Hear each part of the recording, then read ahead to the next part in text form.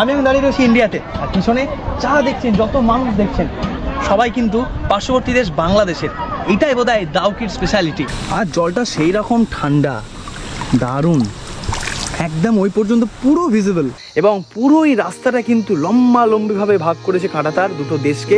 আমাদের বর্ষায় মেঘালয় ভ্রমণের বিগত 3 পর্ব জুড়ে আপনাদের দেখিয়েছি মেঘেদের দেশের সবুজে মোড়া সুন্দর প্রকৃতি, ঘুরিয়েছি নানান সুন্দর সব জলপ্রপাত, কখনো গিয়েছি মেঘালয় সেই বিখ্যাত ডবল ডেকার রুট ব্রিজটাকেও। আর গত পর্বে তো আপনাদের ঘুরিয়ে আনলাম এশিয়ার পরিষ্কারতম গ্রাম মাওলিংলং থেকে। তবে আজকে পালা মেঘালয়ের আরেকটা বিখ্যাত জায়গায় যাওয়ার, ভারত তথা এশিয়ার সব থেকে স্বচ্ছ পরিষ্কার নদী ডাউকি নদী দেখতে, তার সঙ্গেই দেখার সেই বিখ্যাত ভারত বাংলাদেশ সীমান্ত। ও হ্যাঁ, এর সঙ্গে শেষ পর্বে আজ ঘুরে নেব আমরা মেঘালয়ের আরো 2 বিখ্যাত ওয়াটারফলস।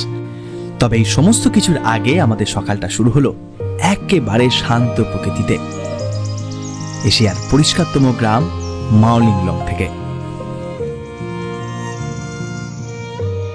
সুপ্রভাত, এশিয়ার ক্লিনেস্ট ভিলেজ থেকে আপনাদের সকলকে একটা নতুন সুন্দর সকালে স্বাগতম। বাট গতকাল রাতে সুন্দর একটা ঘুম দিলাম, আজকে এখন মোটামুটি উঠেছি আমরা ধরুন ঘুম থেকে ভোরবেলা 5টা নাগাদ, আর এখন 6:30 বাজছে। আমরা বেরোচ্ছি আজকে মেঘালয়ের শেষ ভ্রমণ দিনে আর কি, মানে আজকে আমরা যাব মোস্ট এক্সাইটিং দাউকি, এছাড়া ফেফে ওয়াটারফলস, ক্রাংসুরি, এই সমস্ত কিছু ঘুরে সন্ধ্যা নাগাদ আমরা গিয়ে পৌঁছাবো শিলংয়ে। আর এই হচ্ছে আমাদের মাওলিংলংয়ের হোমস্টে ছিল, guest house, Benjamin guest house. এই যে বেঞ্জামিন হোমস্টে মাওলিংলং লেখাই রয়েছে, বেশ সুন্দর। মানে যিনি আন্টি রয়েছেন তার ব্যবহার যেমন সুন্দর, ঘরগুলো ঠিকঠাক বেশ ভালোই পরিষ্কার পরিচ্ছন্ন, খাওয়া দাওয়া বেশ ভালো ছিল। আর এখন সকাল সকাল উঠেছি, উঠে কোনো আওয়াজ নেই, বিশ্বাস করুন আমি যে কথা বলছি আমার কথাগুলি আমার কানে বাজছে, কারণ চারিদিকে খালি ঝিঝি পোকার ডাক। আচ্ছা, এখান থেকে দাউকি যেতে কত সময় লাগবে দাদা? 1 ঘন্টা। আর ঘুরে টুরে শিলং পৌঁছাতে বিকাল হবে। আচ্ছা আন্টি जी एक हाई बोल दीजिए ऐसा। आंटी व्यवहार কিন্তু খুব ভালো।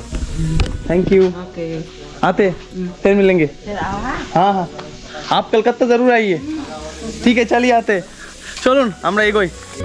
মাওলিংলং গ্রাম থেকে দাউকির দূরত্ব প্রায় 30 কিলোমিটার, সময় লাগবে 1 থেকে 1.5 ঘন্টার মতন। সুন্দর গ্রামের রাস্তা ধরে আমরা এখন চলেছি সেই দিকেই। আমরা এখন প্রথমে যাচ্ছি ডাউকি। তো ডাউকি যাওয়ার 2টো রাস্তা, একটা হচ্ছে মেন রাস্তা, তবে সেইটা দিয়ে আমরা যাচ্ছি না, কারণ সেটাতে প্রচুর লরির জ্যাম থাকে, কারণ সামনে বাংলাদেশ আর ভারতের বাণিজ্যের অন্যতম প্রধান রাস্তা হচ্ছে এই দাউকির বর্ডার। তো এই রাস্তায় প্রচুর জ্যাম থাকে, তো সেই জন্য গ্রামের মধ্যে দিয়ে একটা রাস্তা আছে, নতুন রাস্তা হয়েছে, তো সেই রাস্তা দিয়ে আমরা যাচ্ছি এখন। সুন্দর পরিষ্কার সুন্দর রাস্তা, কোনো গর্ত পাইনি এখন অবধি। আর একটু পর থেকে শুরু হবে হচ্ছে বর্ডার, কাঁটাতার। ডান দিকে থাকবে কাঁটাতার, মানে ওই দিকটা বাংলাদেশ, এদিকটা ইন্ডিয়া, তার পাশ দিয়েই সুন্দর রাস্তা নিয়ে যাবে ডাউকি। গ্রামের পথ ছাড়িয়ে একটু এগোতেই ডান দিকে রাস্তা বরাবর সমান্তরাল শুরু হয়ে গেল ভারত বাংলাদেশ সীমান্তের কাঁটাতার, যার এই পাশটা ভারত, ও পাশে বাংলাদেশ। আমরা এখন দাঁড়িয়ে রয়েছি ইন্ডিয়াতে, এই হচ্ছে ভারত বাংলাদেশ বর্ডার, আর ওই দিকটা যা দেখছেন সবটাই কিন্তু বাংলাদেশ। এবং পুরো এই রাস্তাটা কিন্তু লম্বালম্বিভাবে ভাগ করেছে কাঁটাতার দুটো দেশকে। ওইদিকে স্পষ্ট দেখা যাচ্ছে ওই দিকের মানুষ, মানে বাংলাদেশের মানুষজন তাদের গরু চড়ছে, কেউ চাষ করছে, বাড়িঘর দেখা যাচ্ছে, কিন্তু পাখিরা মুক্ত। ওই দেখুন বকগুলো উড়ে আসছে, তো বকগুলো এখন রয়েছে বাংলাদেশে, এবার উড়ে আকাশ দিয়ে চলে আসবে ভারতে। পাখিদের মতো স্বাধীন হতে হয়, মুক্ত হতে হয়, তাদের কাছে নেই কোনো বাধা, নেই কোনো কাঁটাতার, নেই কোনো দেশ, সবটাই তাদের কাছে প্রকৃতি।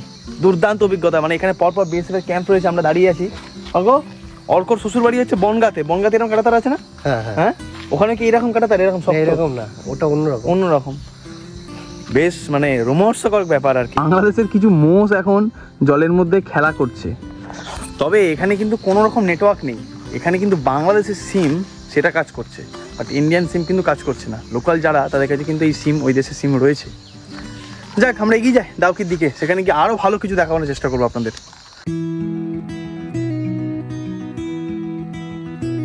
সীমান্তে বেশ কিছুটা সময় কাটিয়ে আবারও পথ চলা, মিনিট 15-20 পথ চলে আমরা এখন ফাইনালি পৌঁছে গেলাম দাউকি রিভারে।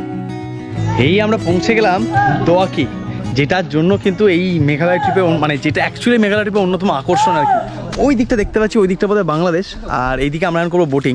বোটিংয়ের যে কাউন্টার সেটা খুলে সকাল 9টায়, কিন্তু এখন প্রদীপদার পরিচিত একজনকে আমরা পেলাম, তো তার কাছে আমরা যাবো। আচ্ছা, কাউন্টারের লোক। कितना करके लेता है बोटिंग? 800 फिक्स प्राइस है? फिक्स है। আচ্ছা, তো সিধা সাথে আমরা কাউন্টারে যাই। ঠিক আছে, তুমি আসতে পারতে তো, চলো। হ্যাঁ, আমি বসে। আচ্ছা ঠিক আছে। এই লেখা আছে দোয়াকি ট্যুরিজম ডেভেলপমেন্ট সোসাইটি। এটা হলো কি মেইন সাইড। আচ্ছা,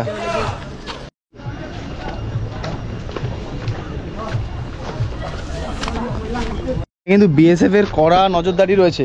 ঠিক আছে, ওপার থেকে কারা আসছে, এপার থেকে কারা যাচ্ছে, সব নজরদারি আছে। আর এখানে প্রচুর বোট। ঠিক আছে, আমরা যাচ্ছি, ফিক্সড প্রাইস 800 টাকা।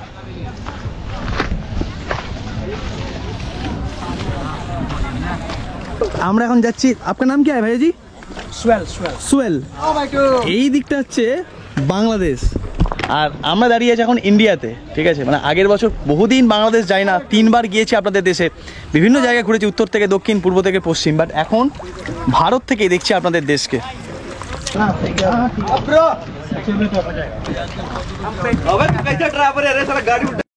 এই শুরু হলো আমাদের নৌকা ভ্রমণ ডাউকিতে। ভাবুন, আমরা জলসীমায় যদি ভাবি, জলসীমায় কিন্তু আপাততভাবে রয়েছি আমরা বাংলাদেশেই। স্থলভাগে যদি দেখি তাহলে আমরা ছিলাম ইন্ডিয়াতে। কালার এখানে এত পরিষ্কার আর এত ক্লিন। বাংলাদেশ পিছনে যা লোক দেখছেন ওইদিকে সব বাংলাদেশের, আবার এইদিকে যা লোক দেখছেন সব আমার দেশ ভারতের। ভারতের মেঘালয় রাজ্যের পশ্চিম জয়ন্তিয়া পাহাড় জেলার জয়ন্তিয়া পাহাড়ের তলদেশে অবস্থিত একটি ছোট্ট গ্রাম ডাউকি, যার মধ্যে দিয়ে প্রবাহিত হচ্ছে উমগট নদী, যা ডাউকি নদী এবং ওয়াহ উমগট নামেও পরিচিত। আবার অন্যদিকে ভারত বাংলাদেশ সীমান্তে অবস্থিত হওয়ায় এটি দুই দেশের মধ্যে একটি বাণিজ্য পথ হিসাবেও কাজ করে। উল্টো দিকে শীতকালে এই নদীর জলের রং দেখার মতন হয়, আর এই নদী তার পরিষ্কার পরিচ্ছন্নতা এবং দৃশ্যমান নদীর তলদেশ সহ স্বচ্ছ জলের জন্য পরিচিত। বলে রাখি, এটি ভারত সহ এশিয়ার পরিষ্কারতম নদী। ঠিক আছে।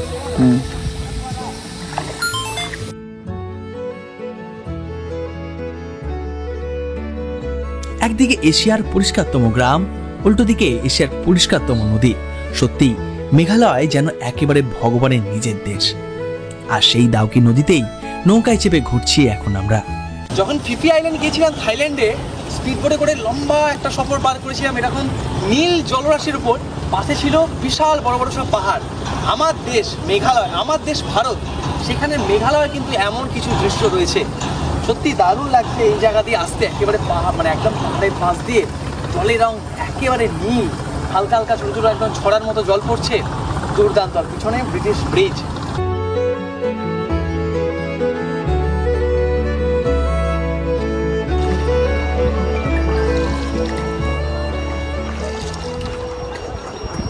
দিনের বেলা কিন্তু মারাত্মক গরম। তো এখানে আমরা একটা যে আইল্যান্ড মতো আছে আর কি, পাথরের, মানে ছোট্ট একটা পাথর, একটা দ্বীপ মতো বেরিয়েছে জলের বাইরে।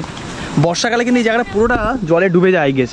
তো এখানে আমরা এখন দাঁড়ালাম চাটা খাওয়ার জন্য। এরকম প্রচুর কয়েকটা দোকান টোকান রয়েছে, আর এখানে চায়ের দাম হচ্ছে 20 টাকা। ম্যাগি ট্যাগি পাবেন। এখানে দেখলাম প্রচুর মানুষ মাছ ধরছে, প্রচুর।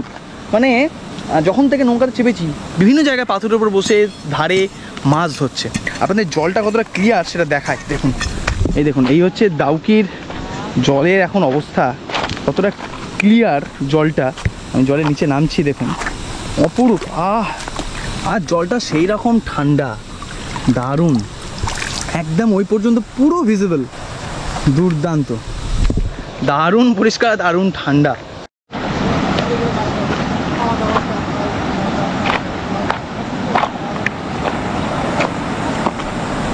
ওখানে র্যাপিডটা দেখুন, মারাত্মক স্রোত ওখানে। আমরা এখন 45 মিনিট তো সময় আমাদের কাছে, ধরুন ওই যেতে 12 মিনিট, আসতে 12 মিনিট, 24-25 মিনিট চলে গেল, বাকি 20 মিনিট আপনাদের এখানেই কাটাতে হবে। আর যদি 1 ঘন্টা নেন তাহলে আপনি এখানে আরও বেশি প্যাকেজ, মানে থাকার সময় পাবেন আর কি। বাট আমরা 45 মিনিটই নিয়েছি, তাই নেবেন, কারণ বেশি কিছু করার নেই এখানে, জাস্ট ওইটুকুই, নদীর বোট রাইডটাই মেন আর কি।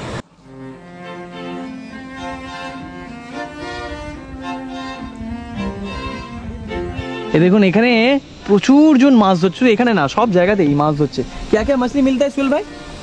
टेंगरा माछ, हाँ बोबिया माछ, हाँ पाबदा भी मिलता है बवाल माछ, हाँ। माछ, ওরে বাবা অনেক হরেক রকমের মাছ পাওয়া যায়, ট্যাংরা, পাবদা, বোয়াল, অর্ক বলছে ইলিশও পাওয়া যায়। অর্ক ইলিশ পাওয়া যায়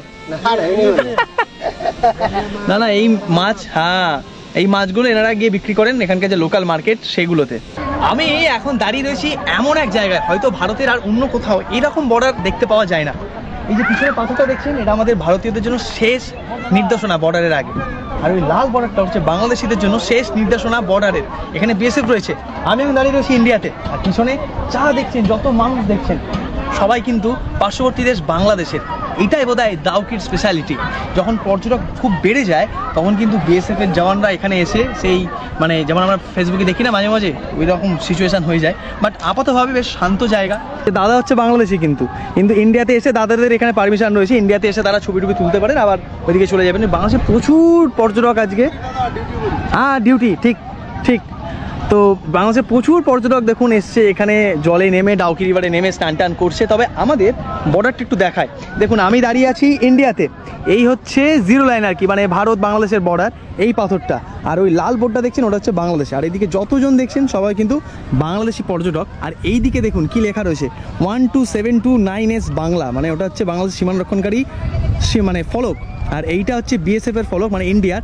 এদিকে বিএসএফ এর ক্যাম্পও রয়েছে, the first line of defence. তবে মাঝে মাঝে আমরা ভিডিওতে যা দেখি আর কি, মানে পর্যটক বেশি হয়ে গেলে মানে একটু ওই বিএসএফ এর কড়াকড়ি থাকে, তখন পাথরের কাছাকাছি খুব একটা যাওয়া যায় না। বাট অভিজ্ঞতা কিন্তু বেশ ভালো আপাতত, কারণ আগে 3-4 বার আমরা যখন বাংলাদেশ গিয়েছি তার মধ্যে একবার যখন গিয়েছিলাম টাঙ্গু আর হাওড়, তখন কিন্তু ওখান থেকে সুনামগঞ্জ থেকে আমরা দেখেছিলাম ভারত বাংলাদেশের বর্ডার। বাট আজকে নিজের দেশ ভারত থেকে দেখছি, দেখুন আমার ঠিক পিছনে বাংলাদেশ, এই যা দেখছেন পিছনে সবটাই বাংলাদেশ, আর আমি দাঁড়িয়ে রয়েছি ভারতে।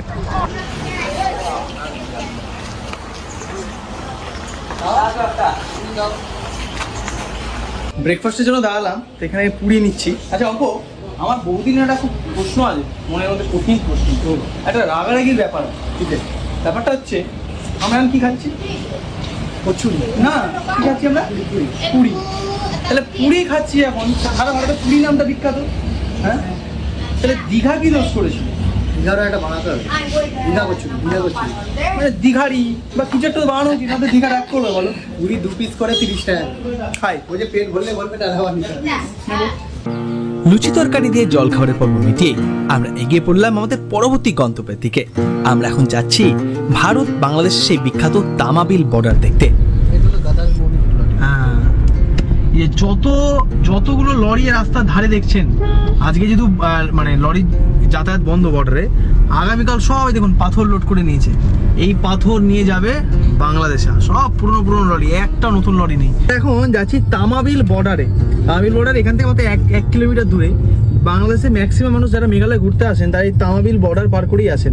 আরেকটা ওইদিকে আছে আগরতলার দিকে, বাট আমরা এখন এটা দেখবো। আর যখন আজকে না কোনো কারণে বোধহয় বর্ডার বন্ধ না, লরিগুলো বন্ধ আছে, তো লরি যাচ্ছে না। প্রচুর লরি দিনে যাতায়াত করে, এদিকে পাথর ওদিকে নিয়ে যায়, ওদিকের পাথর এদিকে নিয়ে আসে বর্ডার পার করে। ওইদিকে পাথর নেই, ওইদিকে পাথর নিয়ে আচ্ছা, আমাদের দিক থেকে পাথর নিয়ে যায়, হ্যাঁ। পাথর আপনাদের দিয়ে আসে, মানে বাংলাদেশের মানুষদের দিয়ে আসে আর কি বাংলাদেশে। তো আমরা এখন সেই তামাবিল বর্ডার দেখতে যাচ্ছি। এই দেখুন সামনে যতজন দেখছেন সব বাংলাদেশ থেকে ইন্ডিয়া ঘুরতে আসছে আর কি মেঘালয়। আর এই হচ্ছে ইন্ডিয়া বাংলাদেশ তামাবিল বর্ডার। এই দেখুন, দেখেছেন সব বাংলাদেশ থেকে মানুষজন আসছে, কেউ কাজের এরিয়াতে, কেউ ঘুরতে, ম্যাক্সিমাম ঘুরতেই আসে আর কি।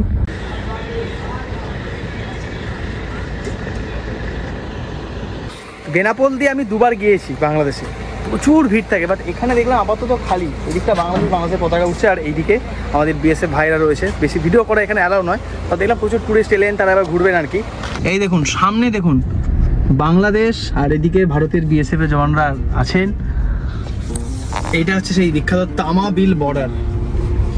মেঘালয়ের প্রাকৃতিক সৌন্দর্য বর্ণনা করা ভাষায় খুবই কঠিন। কোথাও সবুজ ল্যান্ডস্কেপ, তো কোথাও আবার পথের ধারে হয়ে রয়েছে কাশফুল। তবে এই সমস্ত দেখতে দেখতেই আমরা এখন চলেছি ক্রাংছড়ি ওয়াটারফলস দেখতে।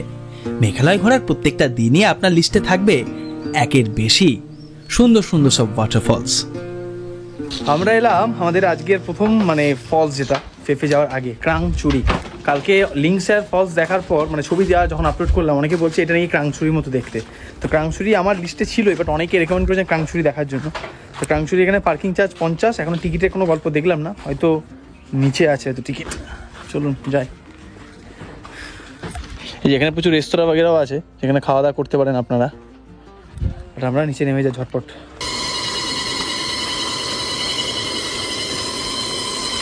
সন্ধ্যাবেলা একটু নুন গরম জলে পা ডুবিয়ে বেশ খানিকক্ষণ দুজন ভাই বসছিলাম। ব্যথাটা খানিকটা ডিম, যে মাসেলগুলোতে ব্যথা সেগুলো কমেছে, বাট আজকে ব্যথাটা আবার একটু বাড়বে আর কি। কারণ বেশ খানিকটা নিচে, প্রায় 1/2 কিলোমিটার নিচে যেতে হবে আমাদের। দূর থেকে দেখতে পাচ্ছি ক্রাংছড়ি, খুব সুন্দর। অবশ্যই আসবেন ক্রাংছড়ি, ফেফে, 7 সিস্টার জল থাকলে অবশ্যই 7 সিস্টার, নো কালীখাই, তারপর হচ্ছে আমরা গেলাম লিংস্যার, গার্ডেন অফ কেভস, মানে প্রচুর ফলস এবং সুন্দর লাগবে।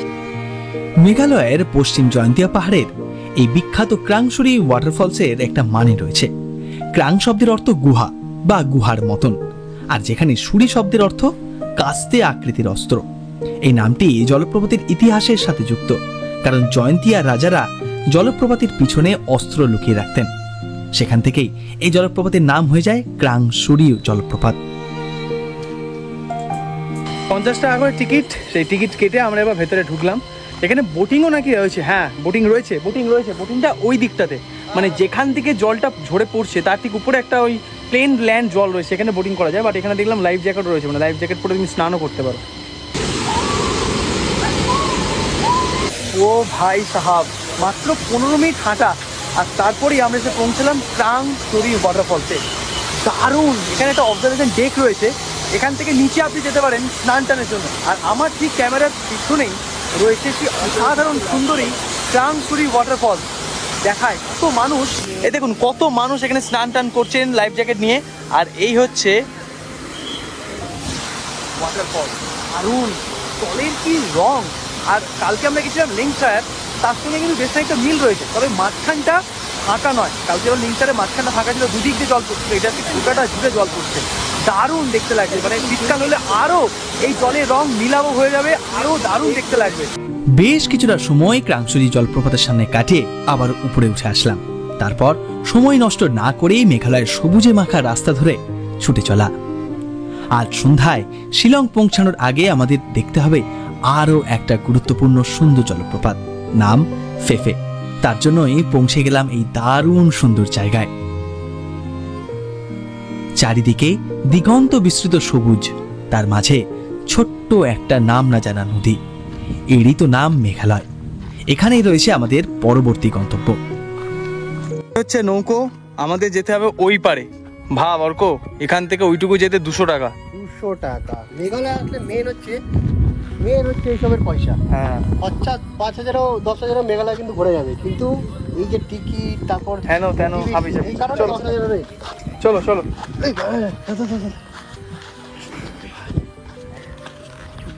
200 টাকা নিয়ে নিল, এখান থেকে এইটুকু নিয়ে যাবে, আবার নিয়ে আসবে। চলুন যাওয়া যাক, তারপর হাঁটাটা অনেকটা রয়েছে। ও রে নীল দরিয়া আমায় দে ছাড়িয়া, বন্দি হইয়া মনোয়া পাখি হায় রে কান্দে রইয়া রইয়া। ও রে সম্পানের নায়া আমায় দে ছাড়িয়া, বন্দি হইয়া মনোয়া পাখি হায় রে কান্দে রইয়া রইয়া। মেঘালয় এত স্নিগ্ধ, এত সুন্দর, এত শান্ত না, মন জুড়ানো। যাক, 100 টাকা শেষ হয়ে গেল। हाँ रुकते কত ছোট ছেলেটা ভাবুন। आपका एज कितना होगा तिवस? तिफत एज कितना होगा आपका? एज उम्र एज कितना साल है आपको? उम्र एज बर्थडे हाँ कितना साल? 10 साल। आप कितना साल का हो? 14? नहीं मालूम। और नाम है तिफत।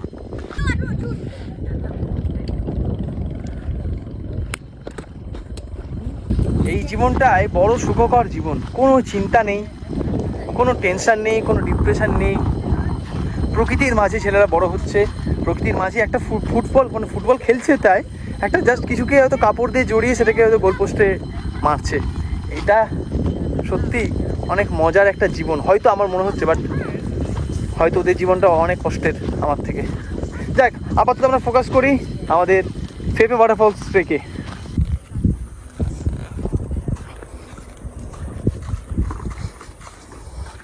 যদি দেখি হারিয়ে যাচ্ছি, বুঝতে পারছি না কোন দিক দিয়ে যাবো, তখন আমার এই তেজাসকে উড়িয়ে দেবো আকাশে। 8 কিলোমিটার রেঞ্জ আছে, খুঁজে নিয়ে চলে আসবে যে কোথায় ফলসটা আছে, সেটা দেখে দেখে চলে যাবো। আইডিয়াটা কিন্তু দারুণ। বাট এই যে ভ্যালি রাস্তাটা বেশ ভালো, পুরো ভ্যালির মাঝখান দিয়ে যাওয়া। এইদিকে ছোট্ট একটা ছড়ার মতো নদী বয়ে যাচ্ছে, এইদিকে পাহাড়, মাঝখানে সুন্দর পথ। এখনও বেশি খাড়াই আর মানে চড়াই উতরাই এখনও বেশি পাইনি। দূরে গাছটা দেখতে পাচ্ছেন, এইটা ছোটোবেলায় জীবন বিজ্ঞানের বইয়ে পড়েছিলাম, মনে আছে কলসিপত্র? সেই কলসিপত্র নন ভেজিটেরিয়ান প্ল্যান্ট। এই গাছ পোকামাকড়ও খায়। উপরে একটা ঢাকনা রয়েছে, যদি ঢাকনার ভিতরে কোনোরকমভাবে পোকাটা ঢুকে যায়, ফাট করে বন্ধ করে দেবে ওই পাতাটা, তো ওই কোনোভাবে পোকাটা ভেতর থেকে বেরোতে পারবে না, গাছটা পোকাটা খেয়ে নেবে। তো এই হচ্ছে কলসিপত্র। এই ডিজাইনে বেশ রকম পাওয়া যায়, আগেও দেখলাম এক জায়গায় পড়ে রয়েছে। আর আমাদের সাথে রয়েছে অল্প সরো একবার কম্পেয়ার হাই বল দো, হাই বল দো, ড্রোন মেয়ে তো হাই বলা। তো কম্পেয়ার হচ্ছে এখানের গাইড, বুঝতে পেরেছেন, জুনিয়র গাইড। তো সে বাকি দুজনকে গাইড করে নিয়ে যাচ্ছে। আর একদম প্লেন রাস্তা, স্ট্রেট রাস্তা ভ্যালির মাঝখান দিয়ে।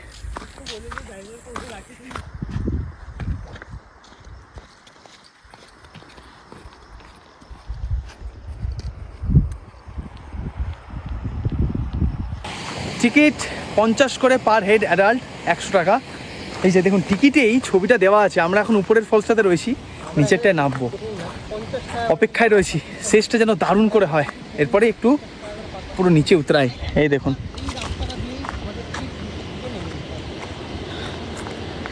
এখানটায় অল্প বিস্তর কষ্ট আছে, বাকি পুরো রাস্তাটা কিন্তু খুব ভালোই। তো চলুন যাওয়া যাক ফিফে ওয়াটারফলস। এই দেখুন ফেফে, নট ফিফি। ফিফি হচ্ছে আইল্যান্ড ফুকেটে, আর ফেফে হচ্ছে ওয়াটারফল। অবস্থা দেখুন,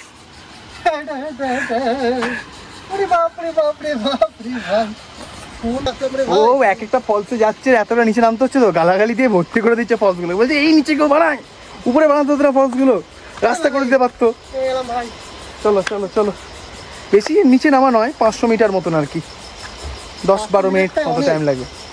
ওই যে দূরে দেখা যাচ্ছে ফার্স্ট লুক অফ ফেফে ওয়াটারফলস, দারুণ রং।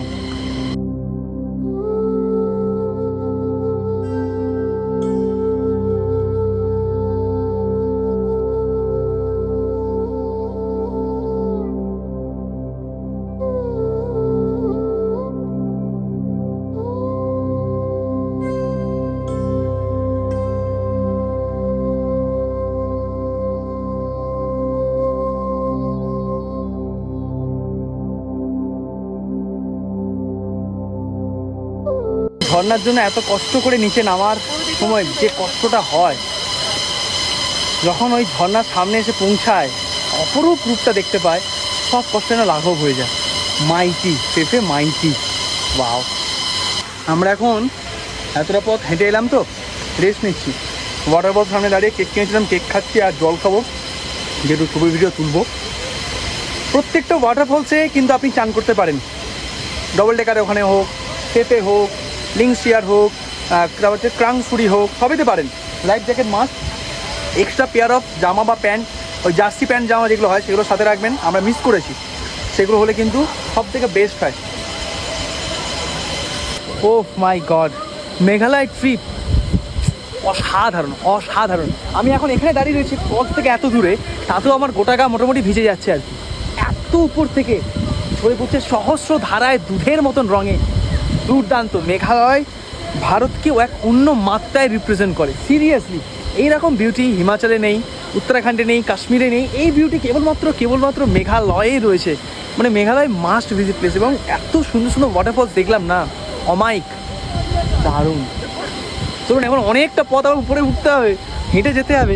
আর এদিকে দেখি প্রচুর মানুষ, দেখুন ওই দিক থেকেও নেমেছে, ওই দিক থেকে হয়তো কোনো রাস্তা রয়েছে। এখানে প্রি ওয়েডিং হচ্ছে, কেউ ছবি তুলছে, কেউ চান করছে, প্রচুর মানুষ চান করছে। ওখানটা রংটা দেখুন পুরো নীল।